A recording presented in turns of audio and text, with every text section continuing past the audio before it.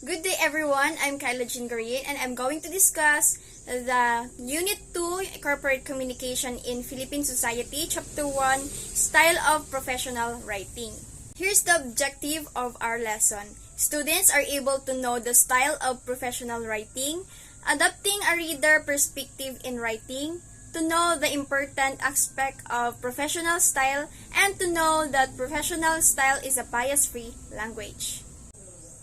Given its main objective of achieving results within an organization and the importance of connecting with its audience, professional writing necessarily written in a particular style or register that aims to build goodwill. And according to Kitty Locker and Donna Kinsler 2013, in business and administrative communication, effective professional writing is reader-centered, emphasizes the positive, and uses bias-free language. Each of these traits will be discussed in greater details as we continue to discuss our lesson. Firstly, adopting a professional style means adopting a reader perspective in writing. This you attitude is, as Locker and Kinsler 2013 called it, is defined as a style of writing which look at things from the reader's point of view, emphasizing that the reader wants to know, it's respecting the reader's intelligence and protecting the reader's ego. The examples here demonstrate the difference between an I attitude and you attitude in writing. So here's the difference between I attitude and you attitude. The first column is I attitude. I can answer any of your queries. I'm perfectly willing to do so. In the second column, you attitude. If you have any question, please ask. The second one, we delivered the order to the provided address this morning. Your order was shipped to your address this morning. And the last one, I'm happy to tell you that. And in you attitude, you'll be happy to hear that. The examples that demonstrate a you attitude place the reader at the forefront. Literally, the pronoun you and your appear first in these sentences.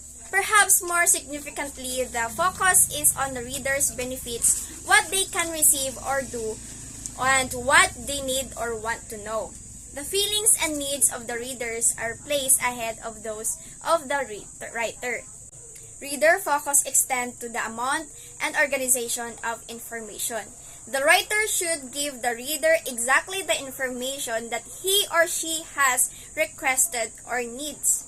When more information than what is asked is provided, its importance should be clarified.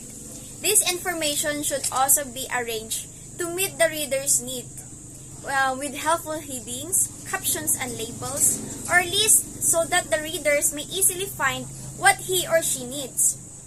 And lastly, reader questions should be anticipated and answered in an appropriate format.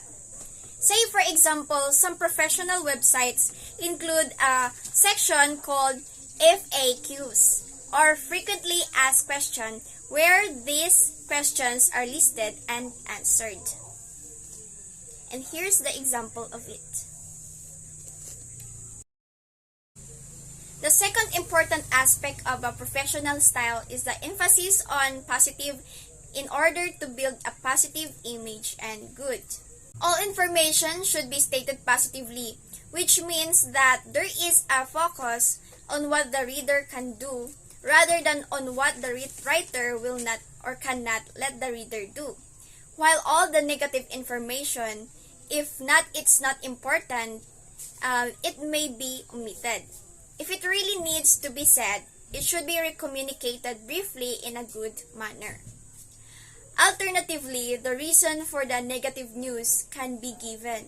It may be linked in some way to a reader benefit, or the reader may be redirected to more positive information.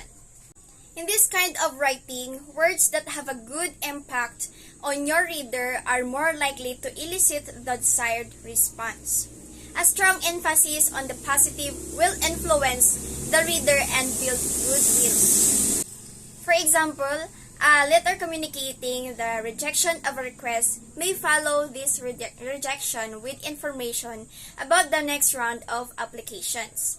Whatever the case, The writer should also eliminate any words that sound harsh or have negative connotations. Unpleasant words may elicit resistance and other negative responses.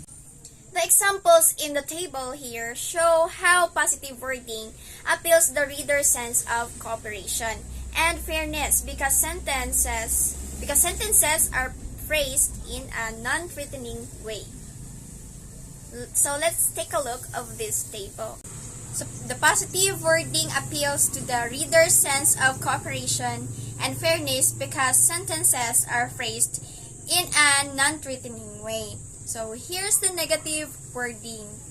First, we cannot process your reimbursement request because your documents are not complete. And in positive wording, your reimbursement request will be proceeded as soon as you submit all the required documents. So in the first example, not only is the focus shifted from the writer we, but the writers need your request, but the emphasis also shifts from why the request is being denied. So what the reader will gain if he or she completes the requirements.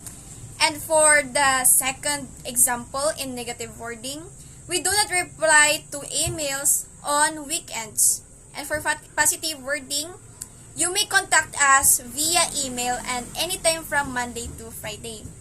Here is similar in what it talks of the reader's ability to contact the office, but it's more positive than the other one. So the third example, we can't give you the list of books because we have not yet finished taking inventory.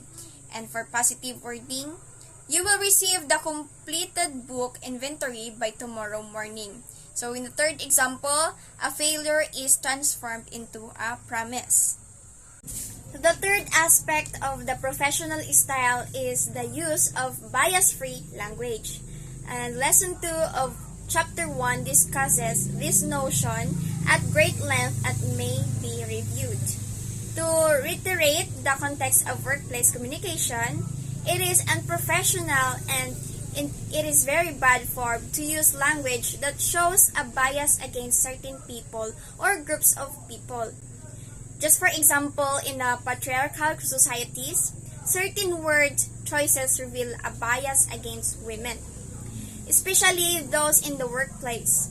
In youth-oriented cultures, there may be language bias against older people. And in capitalist society, there may be language bias against the poor, it is said by Arinto, 2009.